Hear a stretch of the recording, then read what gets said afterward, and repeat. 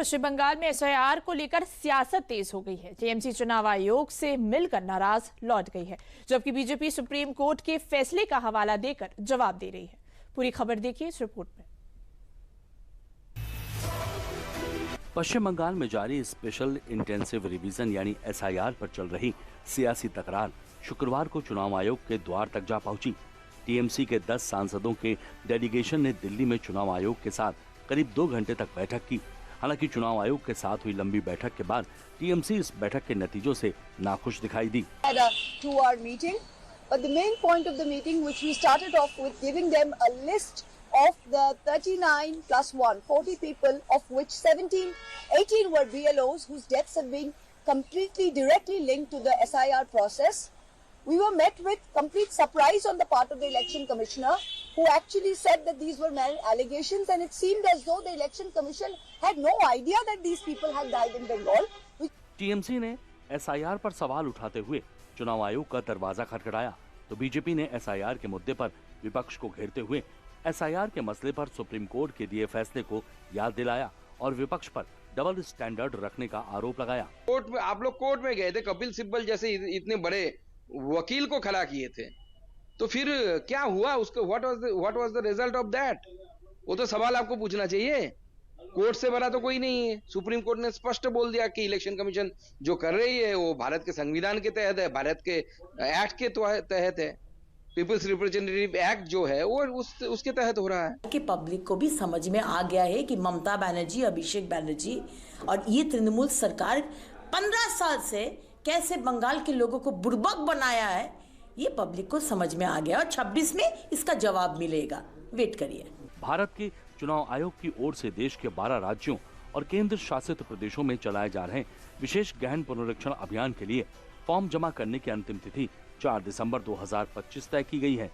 ऐसे में 1 दिसंबर से शुरू हो रहे संसद के शीतकालीन सत्र में एसआईआर के मुद्दे पर सियासी तपिश बढ़ सकती है। अब खबर यूपी के हापुड़ से, जहां बीमा के 50 लाख पाने के लिए कारोबारी ने शव की जगह पुतले का अंतिम संस्कार करने की साजिश रची, लेकिन ऐन मौके पर इनका भांडाफोड़ हो गया, जिसके बाद पुलिस ने दोनों आरोपियों को हिरासत में ले लिया। घाट पर लकड़ियों के ऊपर पड़े इस पुतले को देखकर आप भी सोच रहे होंगे कि ये क्या खेल है, लेकिन आपको बता दें कि ये मामला हापुड़ के ब्रज घाट का है, जिसने पुलिस और स्थानीय लोगों को चौंका दिया। कफन में लिपटा एक शव अंतिम संस्कार के लिए घाट पर लाया गया, लेकिन जब कफन का कपड़ा हटाया गया तो अंदर इंसान नहीं बल्कि प्लास्टिक का पुतला निकला। ये नजारा देखते ही घाट के कर्मचारी हैरान रह गए और अंतिम संस्कार कराने आए दिल्ली के दोनों व्यापारी भागने लगे, लेकिन वहां मौजूद लोगों ने उन्हें दौड़कर पकड़ लिया और तुरंत पुलिस के हवाले कर दिया। दिल्ली कनेक्शन इस मामले को और हैरान करने वाला बनाता है। दिल्ली के करोल बाग के थे ये दोनों व्यापारी। आर्थिक कर्ज और नुकसान से परेशान होकर इन व्यापारियों ने ये षड्यंत्र रचा, लेकिन घाट कर्मचारियों ने कफन खोलकर इसकी साजिश को पूरी तरह से बेनकाब कर दिया। आइए जान लेते हैं कि ये मामला पूरा है क्या। प्लास्टिक के पुतले को शव बनाकर हापुड़ लाया गया। बीमा क्लेम के लिए नौकर को मरा बताने की योजना। 50 लाख की इंश्योरेंस पॉलिसी पहले से ली हुई थी।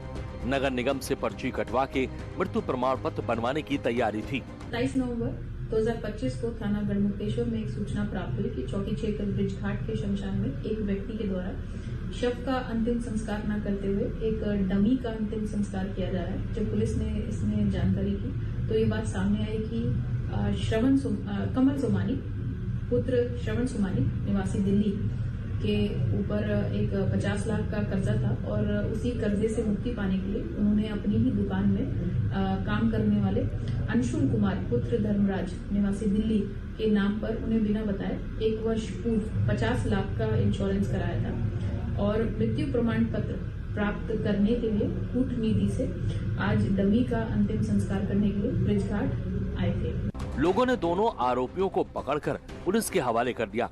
पुलिस अब बीमा फ्रॉड की इस बड़ी साजिश की गहराई से जांच कर रही है और ये पता लगाया जा रहा है कि दिल्ली और हापुड़ के अलावा किन किन शहरों में इस फर्जीवाड़े के तार जुड़े हुए हैं।